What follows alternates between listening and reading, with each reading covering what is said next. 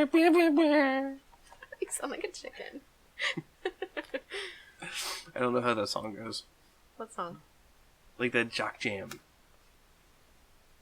There's like the Jock Jam CDs that were big in the 90s. Like that Something one? like that, yeah. Or Or it's like the knockoff Mortal Kombat. Something to that effect. God. I forget how it goes. I don't remember. Anyway. I just remember the sports day. Sports day. A who and a hey, it's sports day. Oh, that's funny. Also, hey. He's been recording for like 10 minutes. It hasn't. It's been like a minute. It hasn't even been a minute yet. Welcome to another episode of Struggle City. We speak English. Yeah, and I was forced to read a book that was awful. It's one of my favorites. And it's bad. It is The Outsiders by S.E. Hinton, and it's great.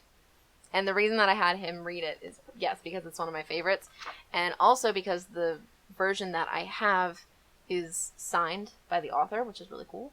And it also has all of these, like, extra bits in it. Like, it has pictures from the movie, it has, I think it has letters from the cast. Yeah, it has some production notes, it has, like, retrospective reflections from cast members. Mm-hmm. Yeah, I thought that was pretty cool. Plus, it's a quick read. It was quick. A quick read. I suffered through it. I read that book 8 times in a row one time because I loved it that much. It took me, it's like almost a month to get through it. Okay, so for you, that's not quick, but for other people, that's quick. Also, I'm reading like 6 other books. Yeah, I don't know how you do that. I can't do that. One at a time. Anyway. So, Casey, why don't you explain the plot? It's in Oklahoma during the 60s. Oklahoma? Is it really in Oklahoma? Tulsa, Oklahoma. Get out, really? Yes. I never thought about it. It's not mentioned. It's not mentioned. I had to look it up. Oh, okay. Well, no wonder I didn't think about it. I had to look it up because like the setting was very nebulous. Like the only time I think you get a location name is when the character names are so fucking stupid. When when Pony and Johnny are in the church in that other town, and that's Hendricksville. Okay. That's the only time you get a town name. Yeah. But it's Greasers versus Socks. Socias. It's motherfucking socias. It stands for social class. I know. I'm just. God. It's fun to get you worked up. Yeah, well. But it's the story of Pony Boy in a competition with his friends to see who has the dumbest name. That is not true. While competing with the wealthy upper crust of their town. Upper crust. I do like that part. No, it's not. It's actually about... And who has the dumbest name? Is it Soda Pop? Is it Pony Boy? Pony Boy's a pretty bad name. Is it 2-Bit? 2-Bit's a nickname, though. Is it? I don't remember his full name. I think it's just like 2-Bit. Keith. I'm pretty sure it's Keith. So random. Yeah, 2-Bit Matthews is his nickname. And then there's the sock lady whose name is Cherry Valance. Cherry Valance. And her real name is like Sherry, but her hair is red, so everyone calls her Cherry. Everyone calls her Cherry because of her hair. She sounds like a knockoff Bond girl. Oh my god.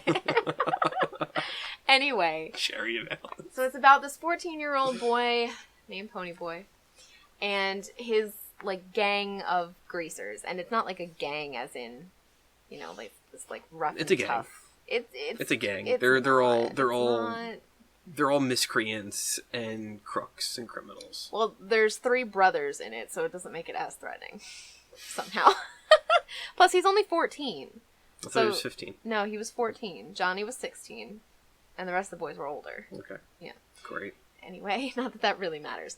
But it's about just how their life is as a greaser versus how their life is as, or how, help me. It's how their lives are as greasers, right. And then compared to a life as a soc. Things escalate quickly when Johnny kills a soc out of self-defense, and then they go on the run, and then Johnny does dumb shit because they did dumb shit in turn. That's not okay. Hang on, let me pause you a second.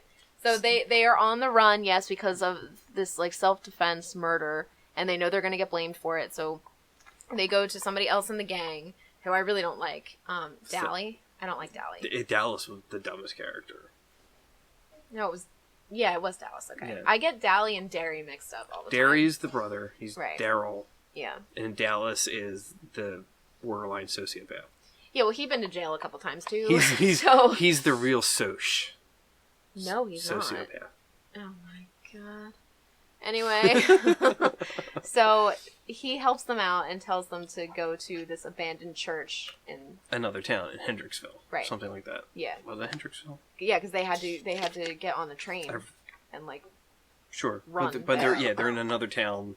They're hiding out in a church for, like, a couple weeks. Yeah, it was a couple weeks. And then they're dumb, and they leave lit cigarettes in the church. It was an accident. They're also kids. They're 14 and 16. The church is burning down, and then there's even dumber kids that get trapped inside the church. Okay, hang on a minute. You're going too fast. Hang on.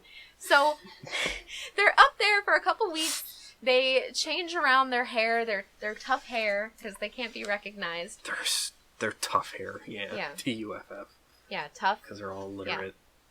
It's not that they're illiterate. It's the culture of a greaser. Illiteracy.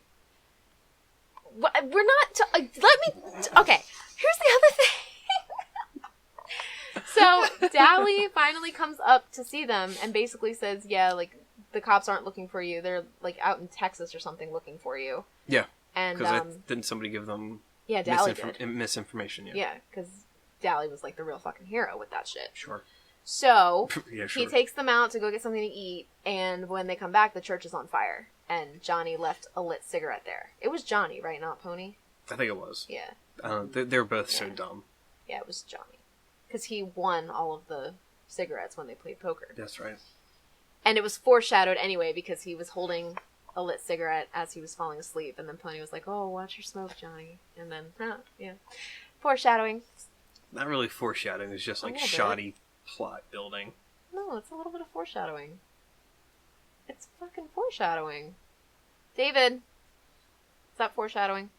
David's staying neutral. I wasn't paying attention. Fine, we're moving on then. Also, David doesn't like confrontation. I know he doesn't. So, Pony runs up to the church because, like, these people are kind of crowded around it. Mm-hmm. And he's like, oh, what happened? And they talk about what happened. And then they were like, oh, where are the kids? Because all of a sudden you just remembered. Yeah. Hey, there's kids. Yeah, everybody in this book is an idiot. Right. Well.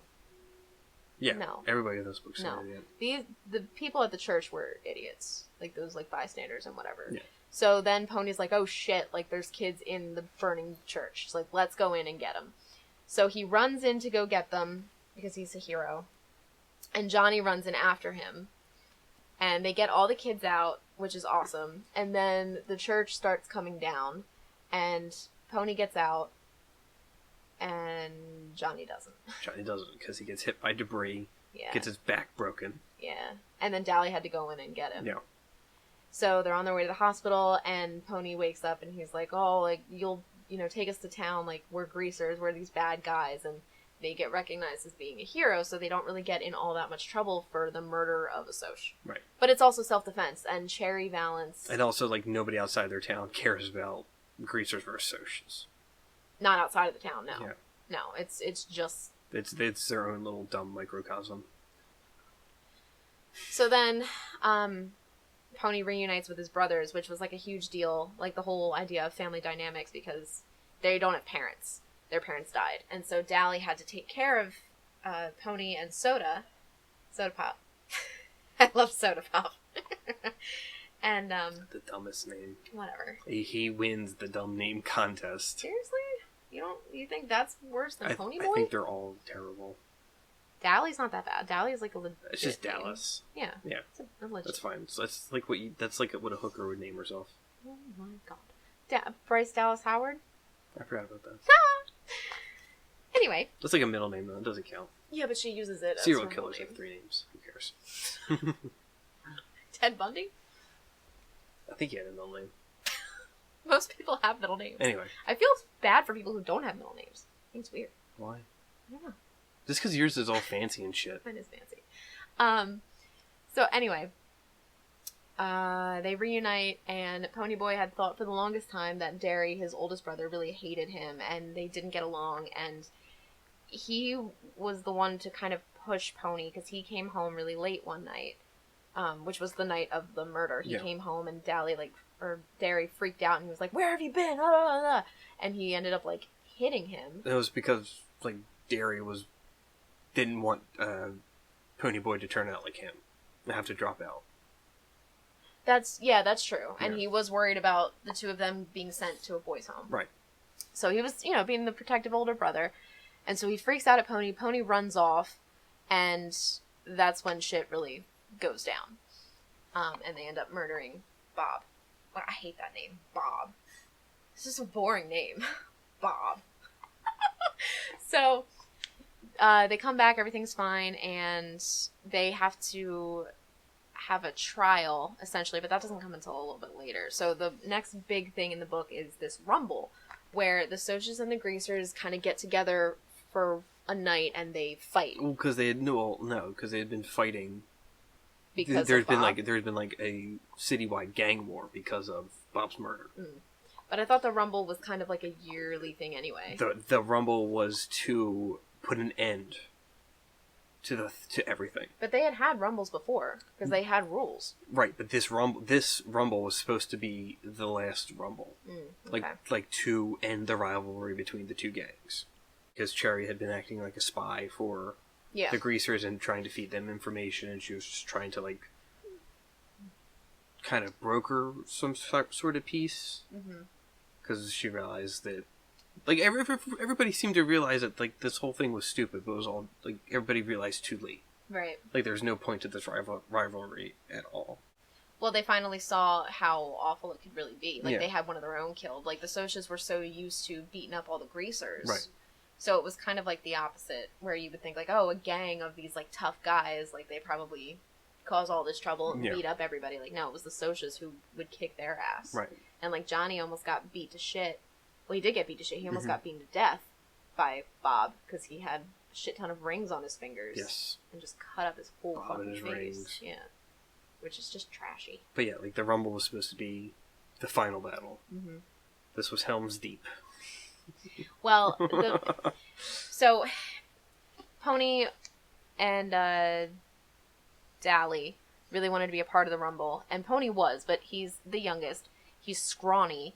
He's not. He was underweight because he had been, like, because of the time on the run. Right. So. Yeah, so he was and he was not, still recovering. Yeah, because he didn't get away scot-free. And also prior to this, Johnny dies. So he's just, like, in, like, this weird fugue state for the last couple chapters of the book.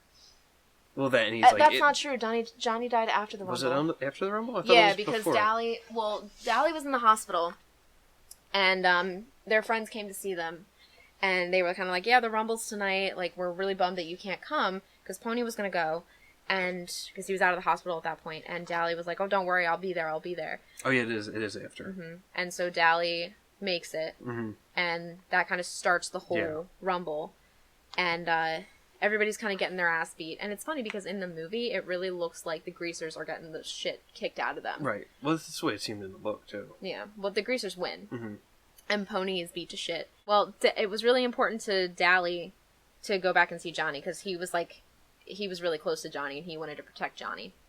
He did a good job. He did. He was a decent character. I know you're being sarcastic. He also went in the church to pull them out. And he...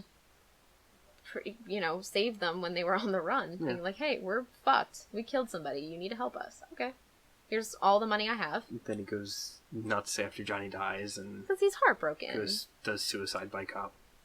Hang on. You're going too fast. You're going too slow. I love this book.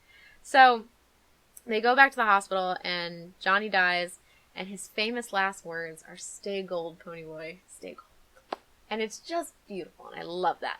I don't think... Was it? Yeah. Are you sure? Yes. Do you want me to get the book? Sure. Okay. Yeah, so... The big thing with Stay Gold, Ponyboy, is when they were at the church. Right, he's getting put into the ambulance. No. Isn't it? No. Just... No. So when they're at the church, like, before the fire, Like, Pony recites... You can tell all the shits I gave. I know. Pony recites a poem by Robert Frost. And, I don't remember the poem. But... Oh, those were his last words. Every morning's a flower, but only so an hour. Something. Nothing gold can stay. That's right. Thank you. Yeah, so... Oh, look! It's on the back. Stay gold. So cute. So they were, like, trying to analyze the poem because they didn't really get it because... They're dumb. They're not that smart. Because they're illiterate. They're also young. Okay? Alright. So, Johnny figures it out eventually, which we don't find out until later because he wrote a note to Pony. You're going too fast. Huh? Said you're going too fast. But yeah, his last lines are "Stay gold, Pony boy," and that kind of sends Dally into this like heartbreak, and he freaks out and he runs off, and Pony walks home alone, like by himself. Because Dally decides to go rile up some cops and. Well, he robbed a store. Yeah. Yeah. So and he did it. A gun at him. Right, very on purpose, and it wasn't loaded, and we knew it wasn't loaded from before that. So he was doing this because he was done. And he had a shit family life anyway, which most of the greasers do. Except for Pony. Like, he had a legitimately good family before his parents died. Sure. Yes. So, so he calls Derry, and he's like, hey, listen, I just robbed a store, and I need to stay at your place. And he's like, okay, like, we'll come get you. No big deal. And that's something I loved about this book, was just the fact that, like, they all had each other's backs no matter what. And I love that, because you don't find that anymore. That's not a thing anymore. In books or in life? Life. Oh, well, sure. Yeah. And it's just that humbling feel of community is missing. And it's there in that book, and I love that. I think for them it was out of necessity, though. But they didn't have a choice. No, because they could have said, fuck you. Yeah. Yeah, and Derry was like, automatically, okay, we'll come get you. Yeah. I like that. That's respect, that's brotherhood, that's family. It's harboring a criminal accessory after the fact. It's not about that. He didn't hurt anybody, okay? He was upset. So, they run off to go get him. They have a car, but they never use the car. Like, they just run everywhere. Yeah. And, at that point... Gas costs money. Well, yeah. They work at the gas station, too. Well, at least Soda does. Not that really means anything. But, he runs off, the cops are following him, and he points the gun at the cops. And, at that point, they have to shoot. Right. And so they kill him, and all of the greasers watch that happen. And so Pony is just traumatized after all that. He just lost Johnny. He was also, like, concussed after... Yeah. after the rumble. Yeah, he was. He's, like, legitimately concussed, and for some reason he just goes to sleep. Well, he fainted. No, there's a point where he just goes to sleep. After the rumble? Mm-hmm. I don't think enough time passes. I'm pretty sure. Because it was the rumble, and then it was Johnny dying, and then... He went home to tell everybody what happened, and then they were running after Dally. Yeah, but he's still concussed. Right, but he doesn't sleep yet. He does. He doesn't. Eventually he does. Eventually. Like, very soon after those events. Right, but you were saying before. Was I? Yes. Yeah, I don't care. This was a bad book. Okay, so anyway. So, he is concussed, and he just lost his best friend, Johnny, and, like, they were the closest, and he lost... Dally, and he's just very upset over everything, and he passes out, and he wakes up in his house, and this whole part was not included in the movie, so I was not happy about that. But in the book, I was so confused because I was like, what is happening? Like, because the first time I read it, I don't think I understood that he had a concussion. Yeah. But it's like he woke up and he was like, oh, what's happening? Yeah. Like, I don't understand. And then, like, Soda's by his side, basically just saying, like, it's okay, just go back to sleep. Yeah. And I was like, it's what? Fine. It's fine. Like, what happened? Yes, I was very lost. And then the trial comes, and they find Johnny not guilty, and they find Pony not guilty, and everything's fine. But they didn't even ask Pony about the murder. Because it was more about whether or not he's in a fit home. Because that was like the even more concerning than being tried for murder was being put in a boys' home. Right. And that was more what the trial was about. Because he's still a minor. Yeah, but it was only about that when he got up there. Right. Yeah. So he was fine, and then he starts to go south a little bit with just not doing well in school, back-talking. So, like, his emotions are getting to him. And he still has a traumatic brain injury. Yeah. So, Derry is trying to, like, whip him into shape and be like, hey, you gotta get your shit together. And he gets his shit together by writing about what happened. Because it's, like, an English assignment that he has to write about anyway. So he chooses to write about this. And he starts at the very beginning. He starts it the same way S.E. Hinton started the novel, which I really liked. If I read a book like that now, I'd hate it, but back then I liked it, so therefore it carries over and I like it. So, Johnny wrote him the note. The note, right. And he left inside of Gone with the Wind. Right, because they were reading that at the church. Right. And the whole thing was Johnny analyzing the poem, saying, like, you know, the author meant that when something is new, it's green and it's gold and it's valuable and it's all of these things that are so great, and that's how you should be. Like, you shouldn't let all of this horrible bullshit of the world get to you and, you know, stain you. Don't let it tarnish you. Yes! Yes. God. She's shrieking. Whatever. So yeah, I really liked it. It's a coming of age story. It was so different from anything that I had read before. And that's why I really liked it. And the author wrote this when she was 16, which I found to be extremely impressive. It really reads like a 16-year-old wrote it. But that's okay, because it's a coming-of-age story, and it's told from the viewpoint of a 14-year-old. I guess. What pisses me off, though, is that she had to have her name as S.E. Hinton, because if anybody knew that a woman wrote it, who would really read it? I'm just saying. Which, it's bullshit. Yeah. But, you know. But it reads, like I said, it reads like a teenager wrote it, but it reads like a teen girl wrote it, because books of this genre set in that time period, guys are never portrayed like that. Even when Stephen King does his, like, even in The Body, those boys aren't portrayed as sensitive as Pony Boy is. Right, but that's another reason why I liked it so much, and I remember when I learned about her and, like, why she wrote it and everything, that she had mentioned the fact that boys are always supposed to be, like, so tough and rough and all of these other things, but they can be sensitive. Like, this is almost a start of equality in terms of emotion, man. But it doesn't feel believable to me. Fair enough. Like, it didn't feel real enough.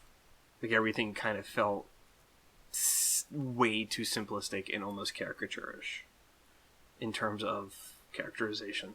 I wonder, though, if you had read it when you were younger, if it would have made a difference. And you can't answer that because you don't know. I doubt it, because, like, I was reading stuff at a higher level than this.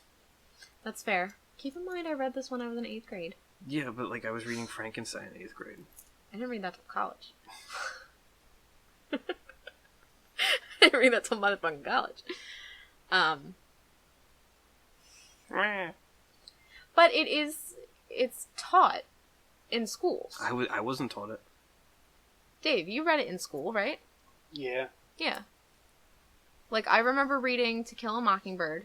I didn't read that in school. And then The Outsiders. Okay.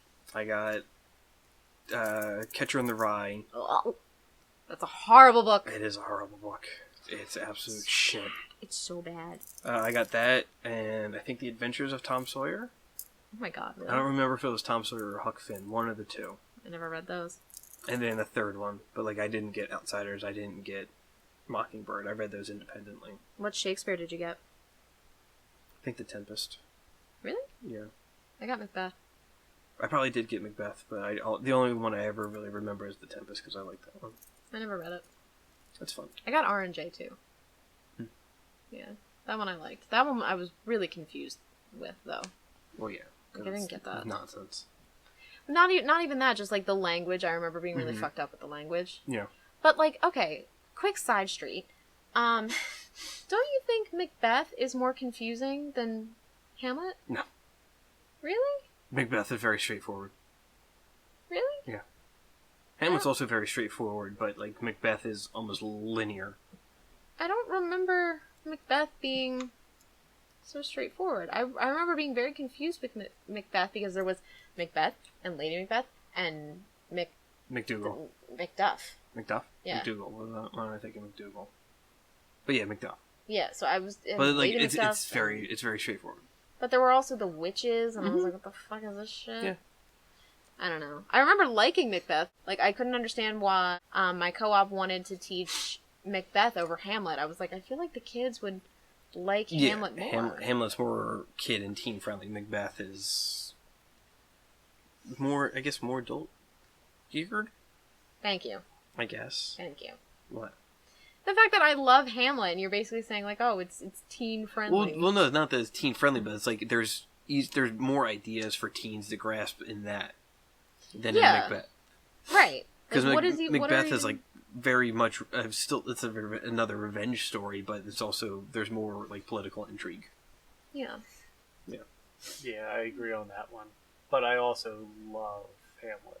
Mm-hmm. Hamlet's... I love the idea of the duality of, is he really insane or is he insane? Yeah. Mm-hmm. But there's that bit near the end of Macbeth where Macduff's about to kill him. It's like, Macbeth is, no man born of woman can kill me. He's like, bitch, I was a C-section. Oh, yeah, fuck. That's great. I do remember that. That is a great bit. Yeah, that's fun. Mm-hmm. So And Macduff kills him? Yeah. Mm. And then that kind of gets echoed years later with Lord of the Rings. Oh. Sure. When, is it Eowyn kills the Lich King? I forget her name. I'm blanking on it. Oh, wait, yeah, no, you're right. Yeah. You're right, yeah. Yeah. No man can kill me, yeah. and it's like, bitch, I'm a woman. Yeah, Fuck you. And that's Aunt Zelda. Is it really? It is. Oh, fuck. Yeah. Miranda Otto. Every day. Whoa. But yeah, so anyway, Outsiders. Yeah. 10 out of 10. Did you know it had a sequel? I read it. No, it had like a movie sequel. Straight to, like, it was like a TV movie sequel. No. I don't know if I want to. It was in the early 90s. Yeah. I did read the sequel to the book, but it's not a direct sequel. It's about somebody else who knows Ponyboy and, like, this guy's story. And it was bad. Oh, that was then, this is now. Yeah. Yeah, that was not good. No, the TV movie was a direct sequel. Okay. Like, it opens with Matt Dillon, who plays Dally, getting shot by the cops. Okay. So it's like a big spoiler. Hey, this happened. Yeah. But yeah, it's like a direct sequel. Okay. But like, no, I don't think anybody of note is in it. Yeah, no, It was in the early 90s. Like, I think 1990. It was like when the it was early aired. 90s. Yeah, no, I never saw that, never heard of it. I don't want to, just 'cause I don't want it to be ruined. But yeah, that was also a stage in my life, though, where I was like, ooh, boys. Boys are so tough and sexy, and boys can fight, and I was... What? Boys! Boys! So I was very... Oh, boy. I was very excited about boys at the time. Very excited about strong boys. Oh, boy. Yeah, like that was my ideal guy at the time, where it was like, I want somebody who is strong, and I want somebody who's a little bit cocky in that way, but also sensitive, and I really want somebody who can fight. Somebody that can cut a bitch. Yeah! That's what I wanted. So, I was very drawn to that. You like bad boys. I did, at the time. I don't really like that, but I don't like boys anymore. I like my men. Certain way. Anyway. You're giving it a 10 out of 10. I'm giving it a 10 out of 10. What are you giving it? I'm afraid to ask. It was a fuzzy. Oh. Yeah. I'm giving it 2 out of 10. I'll take a 2. Why? I don't know, because it helped pass time in the bathroom. Seriously? No, I did not take your book into the bathroom. But you didn't like any of it at all? No. Nothing? No. Nothing? No. Then why give it a 2? Why not give it a 0? because there's no value in giving something a 0. Like, I can see... It's one of those things where I can see why people like it. I can see why it's taught. I can see the attraction, the value in it. Yeah. I got fucking nothing out of it.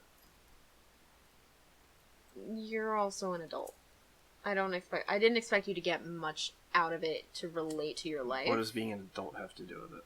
Because I watch fucking Power Rangers. I get stuff out of Power Rangers. And is it... I fucking knew it. Because I don't have anything to say now. I lost it. Because this is meant for teens. This is a coming of age story. Right, but that's like one of my favorite genres, if not my favorite genre. Yeah, but you can't relate to it as much when you're older, when you already have had your coming of age, when you've had your traumas. I can still appreciate the genre. I can still appreciate when something new is being done, when something is being established. Okay, and greasers and socias. Like, that's just dumb, basic level classism. And, like, I didn't see that as a coming of age story. I just saw it as a story of classism.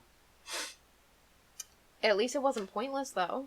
It was very pointless because nobody really learned anything.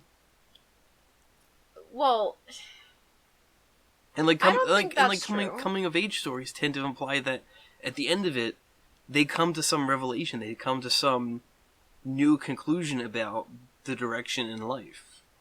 They did. Look at the family. They were a very broken family before all of that happened. And once Pony came back, everything was much better. I guess. So if anything, it's that. And Johnny was put out of his misery. He had a shitty home life. His father beat him, like, all the time, and his mom didn't care. And Dally was miserable with a lot of things, so him dying was worth it. I guess. And it's just a reiteration, especially to the socias, that violence is not okay. Because they stopped after that. Because, like you said, this rumble was meant to end everything. Whereas, before... Like, it's finally, like... The greasers are sticking up for themselves, saying, this has got to stop. And we're going to kill one of yours in self-defense to prove it. And that's what happened. And so from then on, things got a lot better for society in their little town. Fuck with me. But killing the Soch wasn't intentional. That was pretty much by accident. But the Soch was going to... Well, the Soches, because there was a group of them, they were going to kill them. Right. They were going to kill Johnny and Pony. Right. They were trying to drown Pony. So that would have been... It would have been a much quicker story. Oh my god. If they... Turn that pony into glue. But see, nothing would have been done if they had succeeded in killing them. Nothing would have been done. But because it was flipped, that's when the change happened. Yes, David. I feel like that's an important point to point out while reading it. Thank you. I started a unit plan on The Outsiders. Yeah. Well, like I said, that's why I'm giving it the 2, because it doesn't have 0 value. Yeah. Like I said, I can see why people are attached to it. I can see why people love it so much. But personally, I got nothing out of it. I'll take that from you, though. As long as you can see the value in it. Yeah. Like, as much as I shit on things, I can see why they have value. I can see why people like them. Yeah. So it's very rare I give out 0s. You gave out a 0 for something recently. I don't remember what it was. Did I? I feel like it. I don't know, but anyway, follow us on all the things. Give us a 5-star rating, because you love us, on iTunes. Is that right? Yeah. On all the tunes. The fuck was that? Oh my god! Hera! Hi, Hera. Just scared the shit out of me. YouTube, Facebook, Instagram, Twitter, TikTok, all of these things. Follow us, love us. And we have merch that you should buy because it's cool. And it's comfy. Check out the other show I'm on the YouTube channel Durger Time. It's called Overbooked, where we watch ridiculous wrestling things and I do stupid comments. Yeah, it was entertaining. It was. I feel like our podcast, along with that podcast, is like a good thing to have on in the background when you're just kind of doing random other things, like cleaning. I could so have this on during cleaning.